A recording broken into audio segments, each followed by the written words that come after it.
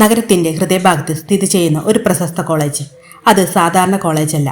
അവിടെ പഠിച്ചത് വലിയ വ്യവസായികളുടെയും രാഷ്ട്രീയക്കാരുടെയും പ്രമുഖരുടെയും മക്കളായിരുന്നു. പാർക്കിംഗ് ഏരിയയിൽ നിരത്തി നിൽക്കുന്ന വില കൂടിയ കാറുകൾ തന്നെ ആ കോളേജിന്റെ സ്വഭാവം പറഞ്ഞു തരും. ആ പ്രഭാതത്തിൽ ഒരു ആഡംബരക്കാർ കോളേജിന്റെ ഗേറ്റിന് മുന്നിൽ നിർത്തി. കാറിൽ നിന്ന് ഇറങ്ങിയത് ദേവിക. സമ്പന്ന കുടുംബത്തിൽ ഏകമകൾ, ആത്മവിശ്വാസം നിറഞ്ഞ നടപ്പ്, വില കൂടിയ വസ്ത്രധാരണം എല്ലാം അവളുടെ പശ്ചാത്തലം വ്യക്തമാക്കുന്നവ. അവൾ ക്യാമ്പസിലേക്ക് നടന്നു കയറുമ്പോൾ പലരും തിരിഞ്ഞു നോക്കി. പക്ഷേ അവൾക്കതൊന്നും പുതുമയല്ലായിരുന്നു. അവൾക്ക് ഇവിടെ എത്തിയത് ഒരു ലക്ഷ്യത്തോടെ, കുടുംബ ബിസിനസ് സാമ്രാജ്യം കൈകാര്യം ചെയ്യാൻ വേണ്ട പഠനം നേടാൻ. അപ്പോൾ തന്നെ മറ്റൊരു കാർ കോളേജിൽ പ്രവേശിച്ചു. അതിൽ നിന്ന് മീര എന്ന യുവതി. അവളും ഒരു വലിയ വ്യവസായി കുടുംബത്തിലെ ഏക മകളായിരുന്നു. ഇരുവരും പരസ്പരം കണ്ടുമുട്ടി പരിചയപ്പെട്ടു, സുഹൃത്തുക്കളായി. എന്നാൽ ആ ദിവസം തന്നെ മറ്റൊരു കാഴ്ച കൂടി അവിടെ നടന്നു. ആ ആഡംബര കോളേജിന്റെ ഗേറ്റിലൂടെ അന്നേ ദിവസം വില കൂടിയ കാറുകൾക്കിടയിൽ ബസ് സ്റ്റോപ്പിൽ നിന്ന് ഒരു യുവാവ് ലളിതമായ ലോക്കൽ ഷർട്ടും പഴയ പാൻസും സാധാരണ ചെരുപ്പും ധരിച്ചു കൊണ്ടുവരുന്നു. സമ്പന്ന വിദ്യാർത്ഥിനികളുടെ ഇടയിൽ അവൻ ഏറെ വ്യത്യസ്തനായി തോന്നി. അവൻ്റെ പേര് അർജുൻ. കണ്ണുകളിൽ ആത്മവിശ്വാസം, പക്ഷേ വേഷത്തിൽ ലാളിത്യം. ദേവികയും മീരയും അകലെ നിന്ന് തന്നെ അവനെ കണ്ടു. ദേവിക ശബ്ദം കുറിച്ച് പറഞ്ഞു, ഇവൻ തെറ്റായ സ്ഥലത്ത് വന്നതാണോ? മീര ചെറുച്ചു പുഞ്ചിരിയോടെ തന്നെ പറഞ്ഞു, ഇവിടെ അഡ്മിഷൻ എങ്ങനെ കിട്ടിയാവോ, അത്ഭുതം. ഇരുവരും അല്പം ചിരിച്ചു. അവരുടെ ചിരി അർജുൻ കേട്ടില്ല. പക്ഷെ ചിലരുടെ കണ്ണുകൾ അവനെ തന്നെ നോക്കിക്കൊണ്ടേയിരുന്നു. എന്നാൽ അർജുൻ അതിനൊന്നും പ്രതികരിക്കാതെ നേരെ തന്നെ നടന്നു. അങ്ങനെ ആഴ്ചകൾ കഴിഞ്ഞു. കോളേജിൽ ഒരു ക്ലാസ് പ്രൊജക്റ്റ് പ്രഖ്യാപിച്ചു. എല്ലാവരെയും ഗ്രൂപ്പുകളായി വിഭജിക്കണം. അവിടെ സംഭവിച്ച ഒരു അപ്രതീക്ഷിത കാര്യം. ദേവികയും അർജുനും ഒരേ ഗ്രൂപ്പിൽ. പക്ഷേ ദേവികയ്ക്ക് അത് ഇഷ്ടമായില്ല. അവൾ ഓർക്കെ തന്നെ പറഞ്ഞു, ഇവനൊക്കെ എന്ത് സഹായം ചെയ്യും ഈ ഗ്രൂപ്പിൽ വന്നാൽ? അർജുൻ എല്ലാം കേട്ടിട്ടും ഒന്നും പറയാതെ ശാന്തമായിരുന്നു. ഗ്രൂപ്പ് മീറ്റിംഗിൽ ദേവിക തന്നെ ലീഡറായി മുന്നോട്ട് വന്നു. ഇത് വലിയ ലെവൽ പ്രൊജക്റ്റാണ്, എല്ലാവരും അതിനൊത്ത കഴിവ് വേണം എന്ന് അവൾ അർജുനെ നോക്കി ചിരിച്ചുകൊണ്ട് തന്നെ പറഞ്ഞു. പക്ഷേ അതൊരു കളിയാക്കൽ മാത്രമായിരുന്നു. അർജുൻ അതിന് അപ്പോഴും പ്രതികരിച്ചില്ല. അങ്ങനെ ദിവസങ്ങൾ കഴിഞ്ഞു. ഒരു ദിവസം കോളേജിലെ ആഡംബര ക്യാൻറ്റീനിൽ ദേവികയും മീരയും ഭക്ഷണം കഴിച്ചുകൊണ്ടേയിരിക്കുമ്പോൾ വില കൂടിയ വിഭവങ്ങൾ അവരുടെ മേശയിൽ നിരത്തി വെച്ചിരിക്കുന്നു. അപ്പോൾ അർജുൻ ഒരു കോണിൽ ഒറ്റയ്ക്കിരുന്ന് ലളിതമായ ഭക്ഷണം കഴിക്കുന്നു. വീട്ടിൽ നിന്ന് കൊണ്ടുവന്ന ചെറിയ ടിഫിൻ ബോക്സ് തുറന്ന് ശാന്തമായി അവിടെ ഇരുന്ന് ഭക്ഷണം കഴിക്കുന്നു. ദേവിക അവനെ കണ്ടു മീരയോട് ചിരിച്ചുകൊണ്ട് തന്നെ പറഞ്ഞു, ഇവന് ഈ ക്യാൻറ്റീനിൽ പോലും വരുവാനുള്ള അർഹതയില്ലല്ലോ. ദേവികയുടെ വാക്കുകൾ കേട്ടപ്പോൾ മീരയും ചിരിച്ചുകൊണ്ടേയിരുന്നു. അവരുടെ ചിരിയിൽ ഇപ്പോഴും സമ്പത്തിൻ്റെ അഭിമാനം നിറഞ്ഞിരുന്നു. അർജുൻ അതൊക്കെ ശ്രദ്ധിച്ചെങ്കിലും ഒന്നും പറയാതെ തല ഉയർത്തി ഒരു നിമിഷം അവരെ നോക്കി. അവൻ്റെ കണ്ണുകളിൽ ദുഃഖമില്ല, ഉറച്ച ആത്മവിശ്വാസം മാത്രമായിരുന്നു. അവൻ്റെ മനസ്സിൽ പറഞ്ഞു, ഒരു ദിവസം ഇവർ തന്നെ എൻ്റെ കഴിവ് തിരിച്ചറിയും. ആ ദിവസം ദൂരെയായിരുന്നില്ല. അങ്ങനെ ദിവസങ്ങൾ കടന്നുപോയെങ്കിലും ദേവികയും മീരയും അവരുടെ സ്വഭാവം മാറ്റിയില്ല. കോളേജ് കോറിഡോറിലൂടെ അർജുൻ നടക്കുമ്പോൾ ദേവിക മനഃപൂർവ്വം തന്നെ ഉച്ചത്തിൽ പറഞ്ഞു, ഇവിടെ സ്കോളർഷിപ്പ് കിട്ടിയാൽ മാത്രമേ ഇതുപോലെയുള്ളവർക്ക് വരുവാൻ പറ്റുകയുള്ളൂ. മീരയും കൂട്ടുകാരും അത് കേട്ട് ചിരിച്ചു. ഡ്രസ് കോഡ് പോലും അറിയില്ലെന്ന് തോന്നുന്നു, മീര പിന്നെയും ചേർത്ത് പറഞ്ഞു. ചുറ്റുമുണ്ടായിരുന്ന എല്ലാ വിദ്യാർത്ഥികളും ചിരിച്ചു. ആ ചിരി അർജുൻ്റെ ചെവിയിൽ വ്യക്തമായി കേൾക്കാമായിരുന്നു. അവൻ ഒന്നും പ്രതികരിക്കാതെ തന്നെ ആ കോളേജിലൂടെ നടന്നുപോയി. അവൻ്റെ കണ്ണുകളിൽ ഒരു വ്യത്യസ്തമായ ഉറപ്പുണ്ടായിരുന്നു. അവൻ്റെ മനസ്സിലൊരു തീരുമാനവും. ഒരു ദിവസം ഇതിനുള്ള മറുപടി ഇവർക്ക് ലഭിക്കും. ദേവികയും മീരയും എപ്പോഴും അർജുനെ കളിയാക്കിക്കൊണ്ടേയിരുന്നു. എപ്പോഴും കൂട്ടം കൂടുന്നതിനിടയിൽ അവർ അർജുനെ അപമാനിക്കുവാൻ മറക്കുകയില്ല. അങ്ങനെ പിന്നെയും ദിവസങ്ങൾ കടന്നുപോയി. ഒരു വൈകുന്നേരം നഗരത്തിലെ പ്രശസ്തമായ ഒരു മാളിൽ വലിയൊരു പെയിൻറ്റിംഗ് ലേലം സംഘടിപ്പിച്ചിട്ടുണ്ട്. അത് സാധാരണ ലേലമല്ല, വലിയ വ്യവസായികളും കോടീശ്വരന്മാരും മാത്രം പങ്കെടുക്കുന്ന പ്രത്യേക പരിപാടി. വലിയ ഹാളിൻ്റെ മധ്യത്തിൽ അതിസുന്ദരമായ പെയിൻറ്റിംഗ് വെച്ചിരിക്കുന്നു. അത് വരച്ചത് രാജ്യപ്രശസ്തനായ ചിത്രകാരൻ. വില കോടികൾ എത്തുമായിരുന്നു. ദേവിക തൻ്റെ അച്ഛനോടൊപ്പം അവിടെ എത്തി. അവളുടെ അച്ഛൻ നഗരത്തിലെ പ്രമുഖ വ്യവസായി. എല്ലാവരും ബഹുമാനത്തോടെ അവരെ വരവേറ്റു. ദേവിക ആ പെയിൻറ്റിങ്ങിനെ നോക്കി നിന്നു. അവളുടെ കണ്ണുകളിൽ ആഗ്രഹം തെളിഞ്ഞു. അവൾ അച്ഛനോട് പറഞ്ഞു, അച്ഛാ, ഇത് എനിക്ക് തന്നെ വേണം. അവൾ ഉറപ്പോടെ പറഞ്ഞു. അച്ഛൻ ഒരു നിമിഷം ഒന്ന് ചിരിച്ചു. വില എത്രയായാലും നമുക്ക് സ്വന്തമാക്കാം മകളെ. അങ്ങനെ മണിക്കൂറുകൾ കഴിഞ്ഞപ്പോൾ ലേലം ആരംഭിച്ചു. വില ഓരോരുത്തരും പറയുവാൻ തുടങ്ങി. ലേലം ഉയരുവാൻ തുടങ്ങി. 50 ലക്ഷം, 70 ലക്ഷം, 1 കോടി. ഹാളിൽ ആവേശം നിറഞ്ഞു. ദേവിക വിശ്വാസത്തോടെയിരുന്നു. അവൾക്ക് ഉറപ്പായിരുന്നു ഈ ലേലം ഒടുവിൽ തൻ്റെ കയ്യിൽ തന്നെ എത്തും. ലേലം ചൂടുപിടിച്ചു. 1,50 ലക്ഷം, 1,70 ലക്ഷം. അവസാനം ദേവിക ആത്മവിശ്വാസത്തോടെ കൈ ഉയർത്തി പറഞ്ഞു, 2 കോടി. ഹാളിൽ ഒരു നിമിഷം നിശബ്ദത. എല്ലാവരും അവളെ നോക്കി. ഇതോടെ ലേലം അവസാനിക്കും അവൾ മനസ്സിൽ പ്രതീക്ഷിച്ചു. പക്ഷേ അപ്രതീക്ഷിതമായി പിന്നിലെ കസാരകളിൽ നിന്ന് ഒരു ഉറച്ച ശബ്ദം ഉയർന്നു. 10 കോടി. ഒരു നിമിഷം മുഴുവൻ ഹാളും മിണ്ടാതെയായി. എല്ലാവരും ഒരുമിച്ച് തിരിഞ്ഞു നോക്കി. ദേവികയുടെ മുഖത്ത് ഞെട്ടൽ. അവളുടെ കണ്ണുകൾ വലുതായി. അതെ, അത് അർജുനായിരുന്നു. സാധാരണ ഷർട്ടും പാൻസും ധരിച്ചിരിക്കുന്ന ആ യുവാവ് ഇന്ന് കറുത്ത സൂട്ടിൽ ആത്മവിശ്വാസത്തോടെ നിൽക്കുന്നു. അവൻ്റെ കണ്ണുകളിൽ ശാന്തത, പക്ഷേ ശക്തി. ദേവികയ്ക്ക് വിശ്വസിക്കുവാൻ കഴിഞ്ഞില്ല. ഇവൻ 10 കോടി, അവൾ മനസ്സിൽ ചിന്തിച്ചു. ലേലം ഉദ്യോഗസ്ഥൻ വീണ്ടും ഉറപ്പിച്ചു, 10 കോടി. മറ്റാരെങ്കിലും? ഹാളിൽ ആരും കൈ ഉയർത്തിയില്ല. 3 തവണ ഹാർമറിട്ടപ്പോൾ പ്രഖ്യാപനം വന്നു. പെയിന്റിംഗ് 10 കോടിക്ക് വിൽക്കപ്പെട്ടു. അത് അർജുന് സ്വന്തം. ദേവികയുടെ അഭിമാനം ഒരു നിമിഷം തകർന്നു. അവൾ അപ്പോഴും മനസ്സിൽ പറഞ്ഞു, ഇവനെങ്ങനെ 10 കോടിക്ക് ഈ ലേലം? ലേലം അവസാനിച്ചതോടെ ദേവിക പെട്ടെന്ന് തന്നെ എഴുന്നേറ്റ് നിന്നു. അവളുടെ ശബ്ദം മുഴുവൻ ഹാളിൽ മുഴങ്ങി. ഇത് നിന്നെപ്പോലെ ഉള്ള ആളുകൾക്ക് കള്ളത്തരം പറയുവാനുള്ള സ്ഥലമല്ല, ഭ്രാന്ത് പറയുവാനുള്ള സ്ഥലമല്ല. എല്ലാവരും ഒരു നിമിഷം ഞെട്ടി അവളെ നോക്കി.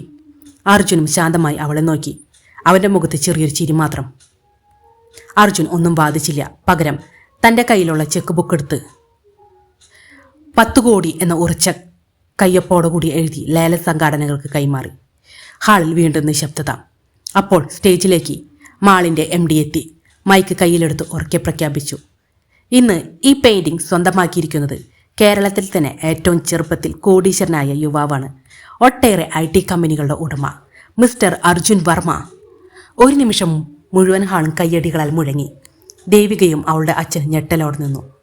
അവൾ കളിയാക്കിയിരുന്ന ആ യുവാവ് ഇത്ര വലിയ വ്യക്തിത്വമാണെന്ന് അവൾക്കറിയില്ലായിരുന്നു. അർജുൻ ദേവികയെ നോക്കി ശാന്തമായി പറഞ്ഞു, വേഷം നോക്കി മനുഷ്യനെ വിലയിരുത്തരുത്.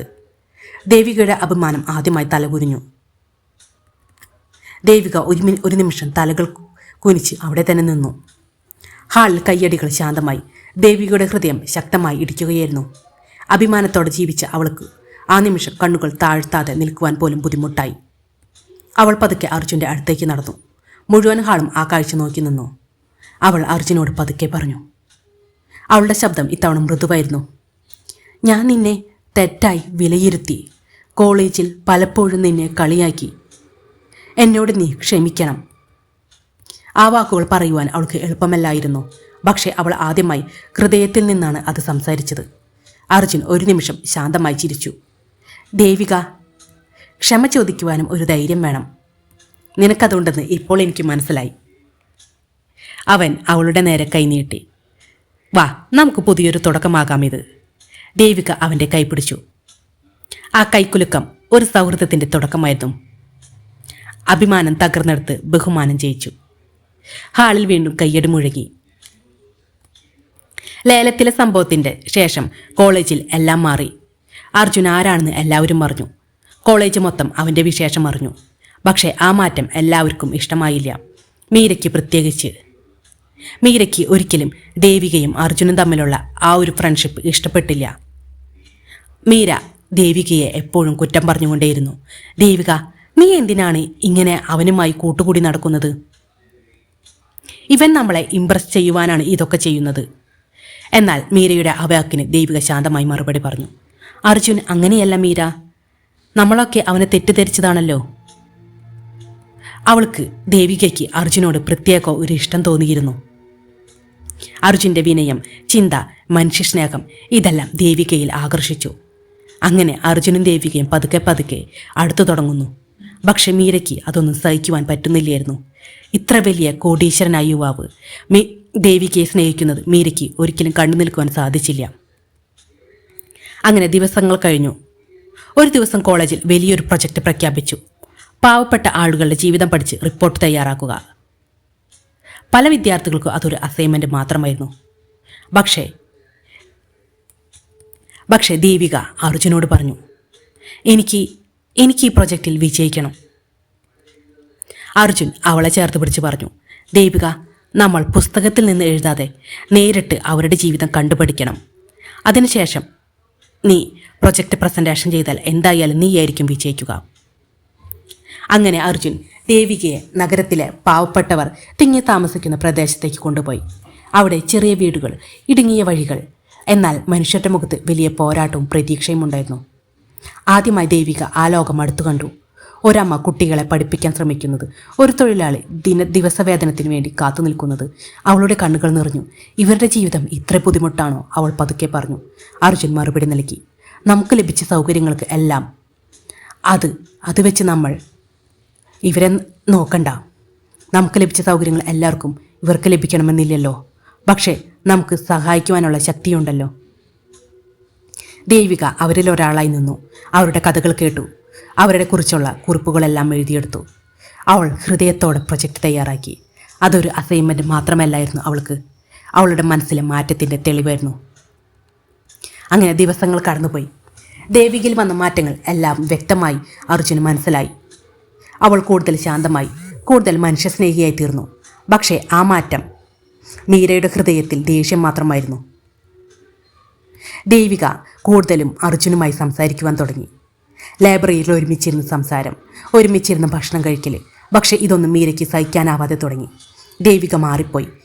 അവൾക്കിനി എന്നേക്കാളും വലുത് അർജുനാണ് എന്ന് മീര മനസ്സിൽ വിചാരിച്ചു.